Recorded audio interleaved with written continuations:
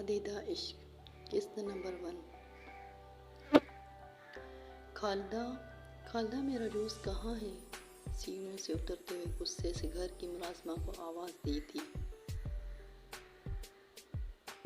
Light green colour کے short کے ساتھ آف وائٹ جینز پہنے، ایک ہاتھ میں موبائل پکڑے دوسرے ہاتھ کی کھنی پر پرس لٹکائے، ہلکا پھلکا میک اپ اوور کیے کہیں جانے کے لیے تیار کھڑی تھی۔ یہ لے، اس کی غصے بھری آواز سن کر خالدہ ٹرے میں گلاس رکھے بوتل کے جن کی طرح حاضر ہوئی تھی۔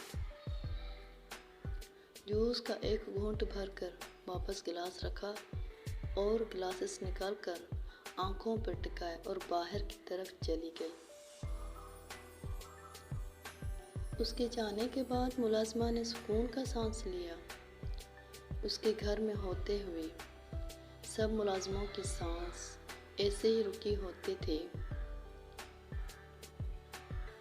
اس کے بارے میں گھر میں ملازمین میں مشہور تھا کہ عرشیہ حیدر ایک برف کی خوبصورت مورت تھی، ایک ظالم شفاق حسینہ جس کا دل شاید تھا ہی نہیں، دل کی جگہ کوئی پتھر تھا، کیونکہ اپنی انا غرور اور تکبر کے لیے وہ کچھ بھی کر سکتی تھی۔ پارٹیز، کلب، نیز کون سا ایسا کام تھا جو یہ لڑکی نہ کرتی تھی۔ گھر سے نکل کر سیدھا وہ اپنے دوستوں کے ساتھ گھومنے نکل پڑی۔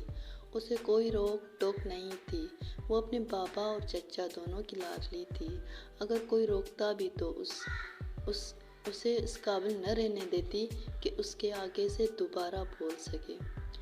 ملک عطا کے 2 بیٹے حیدر ملک اور اکرام ملک، دونوں ہی کی محنت تھی کہ ملک انڈسٹریز نے دن رات ترقی کی منزلیں طے کریں اور آسمان کی بلندیوں کو چھوئیں، لیکن دونوں کے دل میں نہ خدا کا خوف تھا اور نہ ہی انسانیت کے لیے کوئی جذبہ۔ حیدر ملک اور اکرام ملک میں صرف 2 سال کا فرق تھا۔ ملک عطا نے دونوں کی اکٹھی شادی کی تھی۔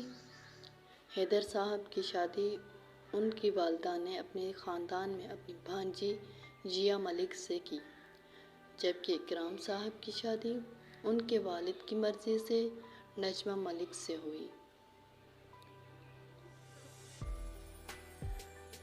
حیدر ملک کی صرف ایک بیٹی عرشیہ حیدر ملک تھی، جو کہ ان کے پردود تھی، حسن کی دولت سے مالا مال، انا تکبر غرور کے ساتھ زندگی جینے والی۔ اسے اپنی انا غرور اور تکبر سے بڑھ کر کچھ نہ تھا۔ وہ اپنے دوستوں میں ظالم حسینہ کے نام سے جانی جاتی تھی۔ حیدر ملک کی بے جا لاڈ پیار نے عرشیہ کو مزید بگاڑ دیا تھا۔ اکرام صاحب کا ایک ہی بیٹا تھا، صہیب اکرام ملک، اپنے نام کا واحد شخص، ایک بگڑے رئیس زادے سے زیادہ کچھ نہیں۔ انا تکبر اسے وراثت میں ملا تھا، جو چیز اسے پسند آ جائے وہ اس کی دسترس میں آ کر ہی رہتی تھی، چاہیے وہ چیز کوئی چیز ہو یا کوئی شخص، جائز طریقے سے آ جائے یا ناجائز، اس سے اسے کوئی فرق نہیں پڑتا تھا۔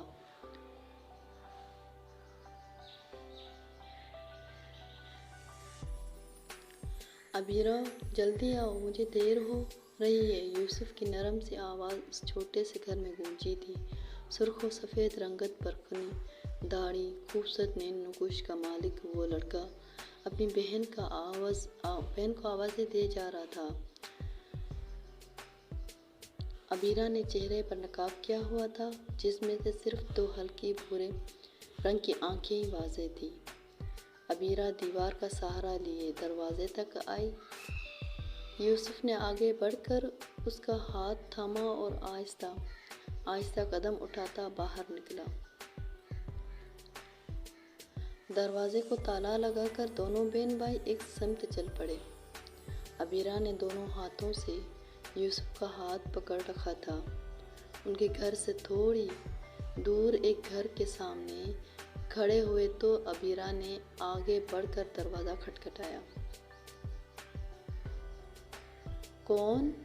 دروازہ کھولنے کی آواز پر یوسف نظریں جھکائے ایک طرف ہو گیا۔ دروازے کو تھوڑا سا کھولا تھا اور اندر سے ایک 5 سالہ بچی کی آواز گونجی۔ بنت احمد، عبیرہ نے ہلکی سی آواز میں کہا، جس پر بچی نے ایک طرف ہو کر دروازہ کھولا اور آگے بڑھ کر اس کا ہاتھ تھاما اور دروازہ بند کیے ان کی طرف بڑھ گئی۔ دوپٹے کو خوبصورت سا حجاب کیے وہ بچی بہت پیاری لگ رہی تھی۔ عبیرہ کے اندر جاتے ہی ایک طرف کھڑا یوسف بھی اپنی منزل کی طرف چلا گیا۔ وہ گھر سے کچھ دور موجود ایک بوائز اکیڈمی میں پڑھاتا تھا۔ کون آیا ہے روشنی؟ کمرے سے نکلتے ہائیکا نے دھیمی آواز میں 5 سالہ بچی سے پوچھا، جس پر اس نے اونچی آواز میں بنت احمد کہا۔ کتنی بار کہا ہے کہ لڑکیاں اونچی آواز میں بات نہیں کرتی روشنی؟ ماشاءاللہ آج تو عبیرہ آئی ہے۔ آ جاؤ عبیرہ، ہائیکا نے روشنی کو آہستہ لہجے میں ڈانٹا اور پھر عبیرہ کو پکڑ کر اپنے ساتھ وہاں صحن میں موجود چٹائی پر بٹھایا۔ روشنی اچھا باجی کہہ کر وہاں ایک طرف بیٹھے بچوں کے ساتھ اپنا پارا لے کر لہک لہک کر اپنا سبق پیش کر پڑھنے لگی۔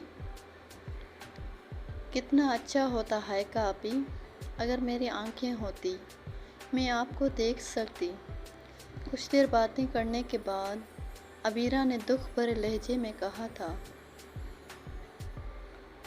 اللہ پاک کی چیز تھی، اللہ پاک نے واپس لے لی۔ ایسے تم کب سے نا امیدی کی باتیں کرنے لگی؟ یاد رکھنا، جو لوگ قرآن مجید پر یقین رکھتے ہیں وہ کبھی نا امید نہیں ہوتے، وہ ہر حال میں اللہ کی رضا میں راضی رہتے ہیں۔ ہائیکا نے سمجھانے سے انداز میں عبیرہ کے ہاتھ پر اپنا ہاتھ نرمی سے رکھتے ہوئے کہا، جس پر وہ مسکرا دی۔ لیکن میں آپ کو دیکھنا چاہتی تھی، اپنے آپ کو دیکھنا چاہتی تھی، عبیرہ نے اداسی سے کہا۔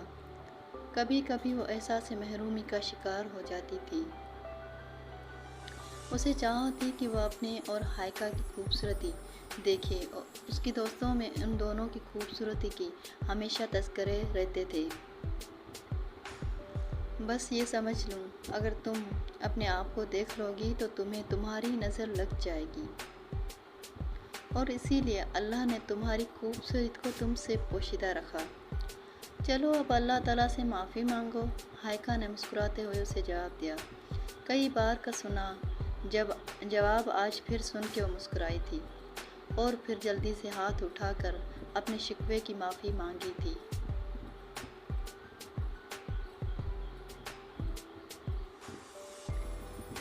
یار نمی، کدھر لے کر آ گئی ہے تو صبح صبح اس دھول مٹی میں؟ سارے کپڑے خراب ہو جائیں گے، واپس گاڑی موڑ، عریشہ نے اپنی دوست سے جھنجھلائے لہجے میں کہا، جس پر نمرہ نے مدد طلب نظروں سے اپنے ساتھ بیٹھے ایاز کو دیکھا۔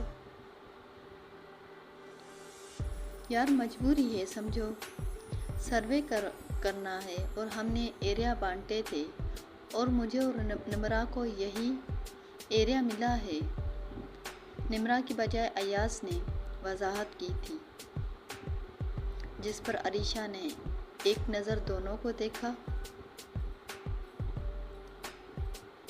اکیلی نہیں آ سکتے تھے، مجھے لانا لازمی تھا، عریشہ نے غصے سے کہا، جس پر باقی دونوں نے بے بسی سے ایک دوسرے کو دیکھا۔ تم گاڑی میں ہی رہنا، میں اور ایاز جلدی آ جائیں گے، اور پھر سمیر کے گھر بھی تو جانا ہے، تم رکو، بس ابھی ہم یہ فارم فل کروا کر آئے۔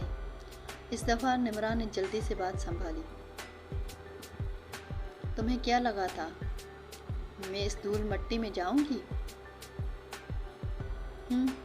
جلدی آنا ورنہ میں سمیر کے گھر اکیلی چلی جاؤں گی، عریشہ نے سوالیہ انداز میں ابرو اٹھا کر پوچھا، اور آخر میں منہ کے برے برے سے زاویے بنا کر انہیں دھمکی دی، جس پر نمرہ اور ایاز جلدی سے کچھ پیپرز اٹھائے گاڑی سے اتر گئے۔ عرشیہ بھی بیزاری سے ادھر ادھر دیکھنے لگی کہ اچانک اس کی نظر وہاں سے گزرتے ایک لڑکے پر پڑی۔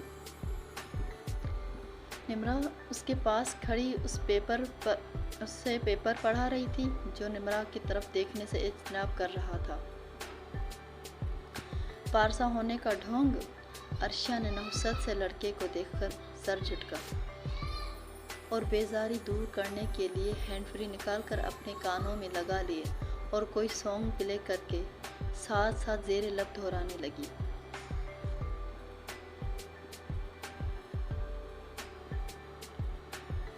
اگر میری ویڈیو آپ لوگوں کو اچھی لگی ہو تو پلیز میرے چینل کو سبسکرائب اور میری ویڈیو کو لائک اور میرے ویڈیوز کو شیئر ضرور کر دیجیے گا۔ شکریہ۔